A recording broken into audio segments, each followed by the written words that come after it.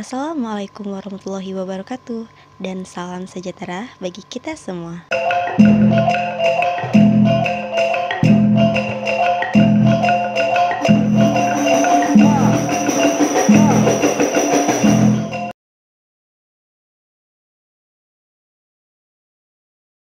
Baiklah, materi pembelajaran hari ini adalah Panitia 9 dan Mukadimah Dasar Negara. Seusai sidang pertama BPUPKI, sejumlah anggota BPUPKI mengadakan pertemuan untuk membicarakan langkah berikutnya, yang kemudian terbentuk dua panitia kecil. Panitia ke-1 beranggotakan 8 orang yang bertugas untuk mengumpulkan berbagai usulan para anggota untuk kemudian dibahas pada sidang berikutnya. Sementara panitia kedua beranggotakan 9 orang yang bertugas menyusun pembukaan hukum dasar.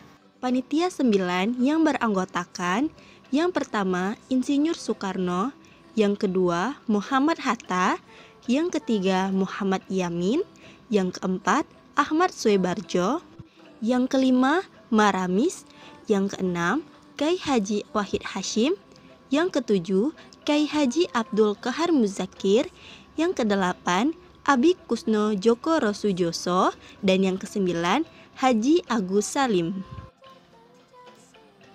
Ada 5 orang yang merangkap dalam 2 kepanitiaan sekaligus, yaitu Soekarno, Muhammad Yamin, Kyai Haji Wahid Hasyim, Muhammad Hatta, dan Maramis, yang memberikan 9 usulan mengenai yang pertama, kemerdekaan Indonesia, yang kedua, dasar negara, yang ketiga, soal unikasi atau federasi, yang keempat, bentuk negara dan kepala negara, yang kelima, warga negara, yang keenam, daerah, yang ketujuh, agama dan negara, 8, pembelaan, dan yang kesembilan, keuangan.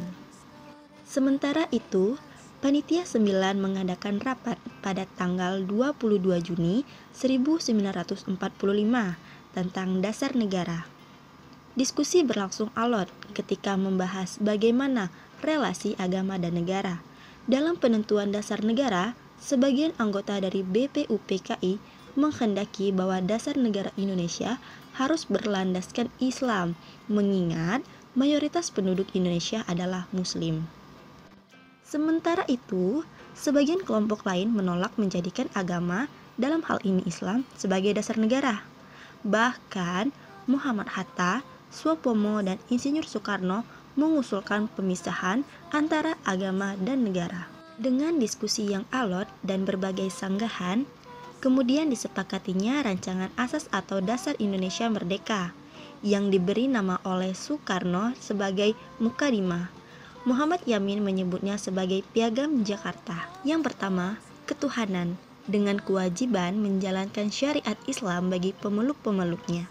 Yang kedua, kemanusiaan yang adil dan beradab. Yang ketiga, persatuan Indonesia.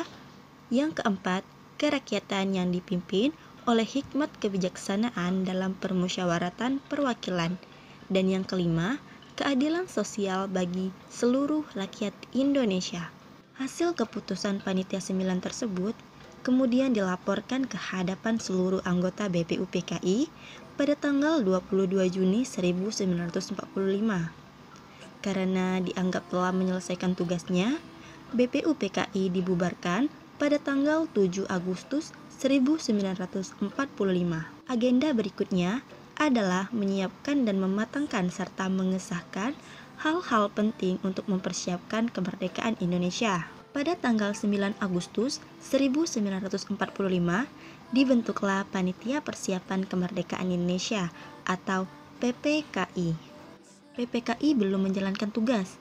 Situasi Indonesia semakin memanas seiring dengan dibomnya Nagasaki dan Hiroshima, sehingga pada tanggal 14 Agustus 1945, Jepang menyerah kepada sekutu. Seiring dengan itu, terjadi kekosongan kekuasaan, sehingga situasi tersebut dimanfaatkan oleh para pendiri bangsa untuk mempercepat kemerdekaan Indonesia. Akhirnya, Indonesia diproklamasikan oleh Soekarno dan Hatta pada tanggal 17 Agustus 1945. Sehari setelah proklamasi kemerdekaan, 18 Agustus 1945, PPKI pun melaksanakan sidang. Dalam sidang inilah, peristiwa penghapusan 7 kata dalam Piagam Jakarta pun terjadi. Muhammad Hatta adalah salah satu tokoh penting di balik ide penghapusan 7 kata tersebut. Alasannya, sejumlah pihak merasa keberatan dengan adanya 7 kata tersebut sehingga akan berpotensi terjadinya perpecahan. Diskusi dan lobi-lobi dilakukan kepada sejumlah tokoh yang selama ini mengusulkan Indonesia berasaskan Islam, seperti Ki Bagus Hadikusumo dan Kiai Haji Wahid Hasyim. Para tokoh Islam itu berbesar hati dan mendahulukan kepentingan bersama, yakni menjaga keutuhan bangsa. Mereka pun sepakat dengan penghapusan 7 kata dalam Piagam Jakarta tersebut. Dengan penghapusan 7 kata tersebut dalam Piagam Jakarta, maka dikenallah sebagai Pancasila yang kita hayati sekarang. Mari kita menyebutkan isi dari Pancasila secara bersama-sama. Pancasila: 1. Ketuhanan yang Maha Esa. 2. Kemanusiaan yang adil dan beradab. 3. Persatuan Indonesia. 4. Kerakyatan yang dipimpin oleh hikmat kebijaksanaan dalam permusyawaratan perwakilan. 5. Keadilan sosial bagi seluruh rakyat Indonesia. Itu saja materi pada hari ini mengenai Panitia 9 dan Mukadimah Dasar Negara. Wassalamualaikum warahmatullahi wabarakatuh dan salam sejahtera bagi kita semua.